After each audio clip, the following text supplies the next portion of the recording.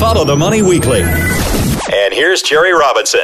All right, well, joining me on the program today is Stephen Kinzer. He is an award-winning foreign correspondent who has worked in more than 50 countries. He has been a New York Times bureau chief in Istanbul, Berlin, and Nicaragua. He's the author of many books, including the best-selling book, All the Shah's Men, An American Coup and the Roots of Middle East Terror. He's also a professor of international relations at Boston University.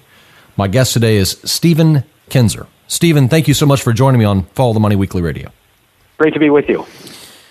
I am looking at your book right now in the preface to the 2008 edition, The Folly of Attacking Iran. And I would say, Stephen, that many of the people who are listening to the program today are, I don't want to assume that they're not familiar with the 1953 event, but I want to assume that perhaps they don't know as much about it as perhaps maybe they should. But the issue at hand right now is, should we invade Iran for the benefit of our foreign policy, for the benefit of our security interests? And you have written a book here that really peels back the layers about this entire question. Why don't you begin by sharing with our audience why you wrote this book and why this topic is important to you? In the first place, you're right that 2008 edition of the book, which was the new edition, contains this foreword, The Folly of Attacking Iran. Now, in the last couple of years, I've been looking at that new edition and thinking, boy, now that introduction really is kind of outdated. Boy, was I wrong. You're absolutely right that Iran has now emerged as the number one foreign policy issue in this presidential campaign. Iran really seems to rise to the top of the list. We are in a situation now where we're looking for a demon in the world. I think this is not just an American impulse, but in many countries, it's almost thought that if you don't have an enemy in the world, you should try to find one. It's a way to unite your population and give people a sense of common purpose. Iran seems to be filling that role right now. It's an odd situation because, in a sense, the world looks very different from Iran's point of view than it does from here. Iran has 4 countries in the immediate neighborhood that are armed with nuclear weapons. That's India, Pakistan, Russia, and Israel. Iran also has 2 countries on its borders that have been invaded and occupied by the United States, that is, Iraq and Afghanistan. So the idea that Iran might be a little bit unsure about its defense and wants to make sure that it can build whatever it needs to protect itself doesn't seem so strange when you're sitting in Iran. But even more interesting than all that, when you're looking at differences between the way the world looks when you see it from the United States and the way it looks when you see it from Iran, has to do with history. When I was traveling in Iran and getting to know Iran for the first time, I came to realize that there's a huge gap between what Iran should be based on its culture and history and size and the education of its people and what it is. This is a country that has thousands of years of history. It was the first empire in history, the Persian Empire. It has produced a huge amount of culture over many centuries. Its people are highly educated. Nonetheless, and I always wondered in my first trips there why this was, what happened. And as I began to read more and talk to Iranians, people told me, we used to have a democracy here, but you Americans came over here and destroyed it. And ever since then, we've been spiraling down. So I decided, I got to find out what really happened. I need to find a book about what happened to Iranian democracy. And then I looked around and found there was no such book. Wow. I finally decided that if I was going to read that book, I was going to have to write it myself, and that's how All the Shah's Men came about. Well, I would imagine that many in the listening audience, would immediately take issue with some of the things that you've stated, and I wanted to hit those directly head on. You state in your book some of the reasons why to attack Iran, at least some of the reasons that are stated, would be, number one, Iran wants to become a nuclear power, and that should not be allowed. Iran poses a threat to Israel. Iran sits at the heart of the emerging Shiite crescent, which threatens to destabilize the Middle East. Iran supports radical groups in nearby countries. Iran helps kill American soldiers in Iraq. Iran has ordered terror attacks in foreign countries. Iran's people are oppressed and need Americans to liberate them. So there's a plethora of ideas as to why an American invasion or some other type of invasion into Iran would possibly be beneficial not only to our security interests, but to Iran's state of health, so to speak. So you've made a good case against it. What do you say to those who say, you're crazy, Stephen? We need to go over there. We cannot allow them to have a nuclear weapon. In the first place, we don't have any evidence that Iran is building a nuclear weapon. In fact, the International Atomic Energy Agency has made clear that it has never seen any such evidence. It's not as urgent a problem as we're making it out to be. Nonetheless, I would add a kind of a larger perspective, and it's this. When you look at a map of the Middle East, one thing jumps right out at you, and it is that Iran is the big country right in the middle. It's not possible to imagine a stable Middle East without including Iran. Iran needs to be given a place at the table that's commensurate with its size and its tradition and its history and its regional role. Now, the United States doesn't want to do that because when Iran is at the table, it's not going to be saying things that are pro-American. It has an agenda that's different from ours. So we don't want it at the table. We want to crush Iran. It sounds like a tempting option, and in fact, if you could wave a wand and make the regime in Iran go away and make Iran be wonderfully friendly to the United States, I'd be all for that. But bombing Iran is likely to produce the opposite result. First of all, one thing that really surprises me when I'm in Iran is how unbelievably pro-American the people of Iran are. I'm going to go out on a limb and say that there's no country in the world where the population is so pro-American as in Iran. I have been stopped on the streets by people who are practically shrieking when they find out I'm American and tell me how much they love the United States. You don't even get that in Canada. If we're smart, we're going to realize that this is the Middle Eastern country with the most pro-American population. And this pro-American sentiment in Iran is a huge strategic asset for us going forward. If we liquidate that asset by bombing Iran, we will be greatly undermining our own strategic power. And this is a pattern we've been following in that part of the world for a long time. The war in Iraq greatly eroded American strategic power. It had the opposite effect that we thought it would have. And this is a real object lesson we need to keep in mind. When we intervene in countries, we have enough power to achieve our short-term goal, but then we turn away. Our attention goes to other places, and the resentment and the anger festers and burns in the hearts and minds and souls of people in these countries, and ultimately we wind up with backlash that we had never anticipated and can't control. In this rush now in these last months to demonize Iran and set the groundwork for an attack on Iran, we are doing something that Americans and maybe all human beings do too often, and that is we think about the short term, we never think about the long-term effects of our interventions. You open the book with a quintessential quote, which is kind of common for a book. It's by President Harry Truman. There is nothing new in the world except the history you do not know. And I would probably say that most of us are obviously familiar with the history of September 11th, 2001, and I would even go even further and say perhaps we're even familiar with the 1979 Iranian Revolution, and people may remember those days back in the Carter years. But your book goes back to 1953, and in the preface of your book, you state that the 1953 intervention by the United States into Iran may be seen as a decisive turning point in the 20th century history from our perspective today. Now, I don't know how many people in our listening audience know what happened in 1953. What event are you referring to, and why is it important to what's happening today? For most Americans, the history of U.S.-Iran relations begins and ends with the hostage crisis. That's all we know, and we know that everything went bad since then. But Iranians don't think that way. For them, the hostage crisis was just one of a number of incidents that have happened over the last 50 years. For them, the key moment in the history of U.S.-Iran relations came in 1953. This is an episode that completely defines Iranian history and the Iran-United States relationship. Yet many people in the United States are not even aware this happened. Very briefly, this is the story, and I tell it in much more detail in my book.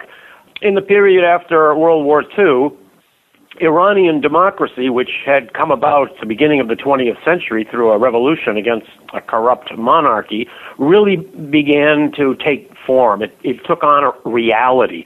You had elections, competing parties, a parliament. This was something that had not been seen in any Muslim country.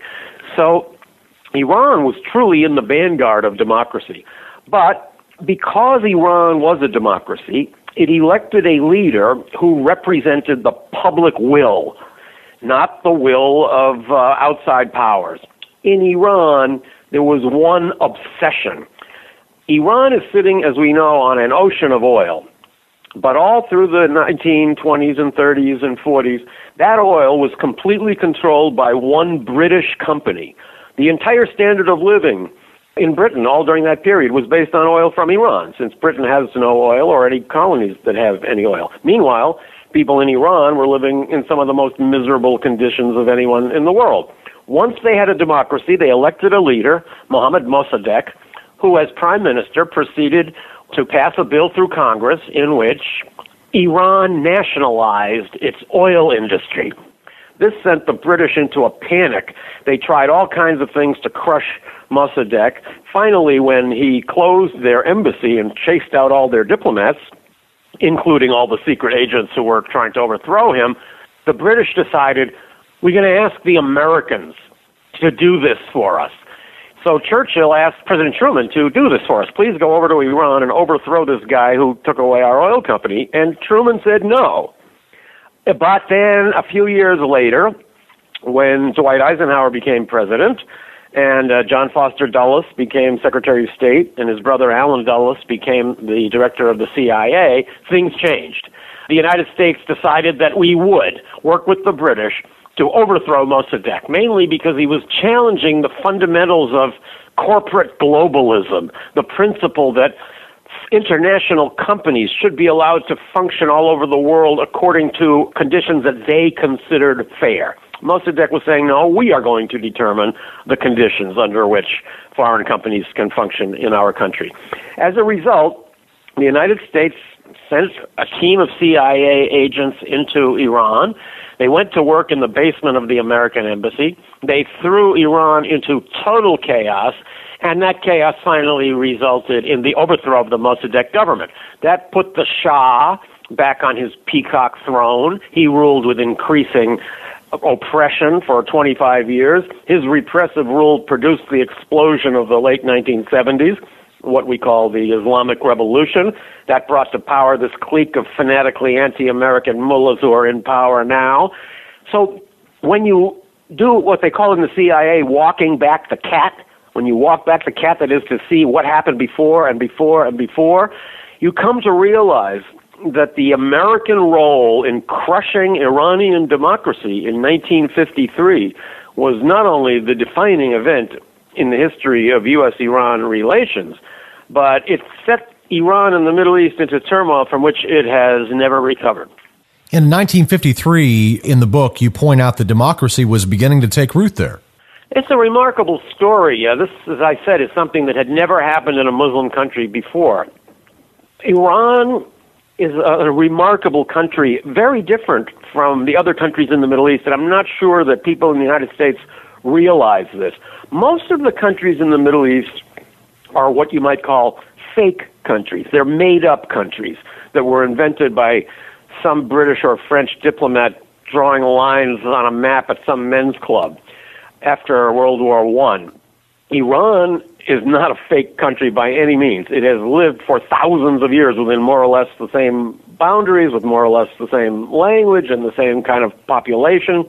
It's a country with a deep, rich culture and a very strong sense of itself. We are treating Iran as if it's Honduras or Burundi or some little place where we can just go and kick sand in people's face and they'll do whatever we want. Iran is not a country like that. And given its size, and its location, you see that that region will never be stable as long as Iran is angry and ostracized. The only way to stabilize that part of the world is to build a security architecture in which Iran has a place. The world needs a big security concession from Iran. The world also needs big security concessions from Israel. But countries only make security concessions when they feel safe.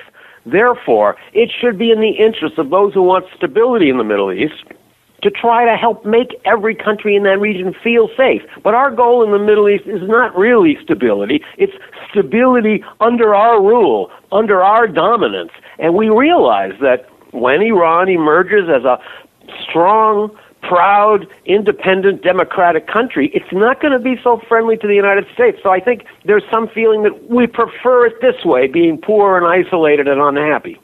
I was looking at a map the other day of the Middle East, just noticing the U.S. military bases in the Middle East. And Iran is, if you look at it, just very objectively and take a look at the Middle East military base map, you'll discover that Iran is completely surrounded. And as you mentioned, there's 4 other nations in their general vicinity that have nuclear weapons. And it seems as if pretty much the only way to keep the United States away from your country, if you aren't playing by their rules, is to have a nuclear weapon. So logically, it does seem to make sense that the Iranians are perhaps seeking a nuclear weapon. But what you point out here again in your book is that the program to have a nuclear program was first proposed by the United States to Iran back in the 1970s. We thought it was a great idea for Iran to have a nuclear program when it was run by a regime that was responsive to Washington. Now that it's a different kind of regime, we don't like this idea. You're absolutely right about the lessons that Iran has drawn about the value of having a nuclear weapon or the ability to make a nuclear weapon based on what's happened in the world. Why did the United States attack Iraq but not attack North Korea? I think it's quite obvious. If North Korea didn't have a nuclear weapon, we would have crushed them already. And if Saddam did have a nuclear weapon, we probably never would have invaded that country. An even more vivid example is Libya. We managed to persuade Gaddafi to give up his nuclear program. As soon as he did that, we came in and killed him. I think the Iranians are acutely aware of this. They would like, if I'm going to guess, to have the ability to put together a nuclear deterrent, a nuclear weapon, somewhat like Japan has. Japan has something that is in the nuclear business called a screwdriver weapon. That they're not allowed to have nuclear weapons, but they have the pieces and the parts around so that in a matter of weeks they could probably put one together. Now, we hear a lot about how the Israelis are terrified that as soon as Iran gets a nuclear weapon, it's going to bomb Israel. But in fact, as people in the Israeli security establishment have made clear, none of them really believe that. They fear the Iranian nuclear weapon for a couple of other reasons. One is that, as Israel well knows, when you have a nuclear weapon, you don't need to use it. It gives you a certain power, a certain authority. You can intimidate people around you. And second, of course, if there's another nuclear power in that region, it's going to set off perhaps another nuclear race, and other countries like Turkey or Saudi Arabia or Egypt would want to have nuclear weapons too. But when the Iranians look around, I think the first country they see, and I've heard this from a number of Iranians, is Pakistan. And Pakistan is a far more volatile and far more dangerous country than Iran. We have serious Taliban, Al-Qaeda types not only running around in Pakistan, but doing so under the aegis of the government, and they have a perspective to take over that government. This is not going to happen in Iran. Pakistan is far more volatile, yet the United States thought it was fine that Pakistan should have a nuclear weapon. So I think I'm against all countries having nuclear weapons. I'd like to see all countries that have them abandon them, and I don't want any more countries to get them. But that's a dream world. The fact is, the most that we can do by attacking Iran, as our own defense secretary has said, is to postpone the day when Iran has a nuclear weapon, and in the process make them a lot angrier. The way to reduce this danger is to build a security system in the Middle East where people don't feel the need to be threatening each other. But that requires dialogue, and dialogue requires compromise, and the United States is not ready to compromise with Iran. Interesting. Yeah. And that's where I want to take this in conclusion is, what does that look like? Because obviously the goal of your book here is to see some sort of peace reached. I mean, no one wants to see war, but the Middle East obviously is just an issue that has been debated for a long time. There's all kinds of geopolitical reasons for being involved in the Middle East, namely oil. But predominantly, as we look at all of this, the question really boils down to this: what are we going to do? If we don't bomb Iran, then how do we prevent them from potentially becoming an explosive nation in that region? You say a security system over there and also dialogue. If you were president, what would you do? How do you start that process? In the first place, we have never really tried serious diplomatic overtures to Iran. We've got some of our most senior retired diplomats in the United States now who are chafing at the bit to be sent to Iran. People like Thomas Pickering, who was George Bush's ambassador to the United States and ambassador to Moscow, and William Lures, another titan of American 20th century diplomacy. These are people who are itching to go to Iran and see what they can do. We have not even asked Iran the fundamental question, what would it take from us for you to do what we would like you to do with your nuclear program? Forget about deciding whether we want to do it or not. We don't even know what the quid pro quo would be. So we need first to get into a mindset where we're willing to have a real dialogue on an equal basis with Iran. We are not at that point. We feel that any dialogue with them is only going to legitimize their position in the Middle East and is going to make them feel like they are a powerful country because we will be making concessions to them. That's what you do when you have negotiated solutions. But the fact is, Iran already is a powerful country. It doesn't need us to legitimize it. We need to understand that in dealing with Iran, we're not going to get everything we want. And we are going to have to concede Iran a measure of power in that region that's commensurate with its size and its history and its location. We're not even at that point yet. I think that's the first step. We have to make a psychological transition to realize that we're not going to be able to dictate to Iran if we want to reach a peaceful settlement. We're going to have to compromise. We're going to have to accept some things that Iran wants in order to get things that we want. Before we even get to the point of figuring out what those would be, we need to get over that psychological, political, diplomatic hurdle, and we haven't done that yet. My guest today has been Stephen Kinzer. He's the author of the book, All the Shah's Men. Very enlightening stuff, very illuminating. Stephen, if the folks would like to learn more about you and your work, how can they do so? I've got a website that's StephenKinzer.com. So it's Stephen with a PH, and it's Kinzer. My books are all available on that mass website that I don't want to advertise that's named after a giant river in South America. But if you want to support your local independent bookstore, I'm sure it would be happy to order All the Shah's Men for you or any of my other books. Very good, Stephen. Thank you so much for coming on our program today. It was a great pleasure. Thank you.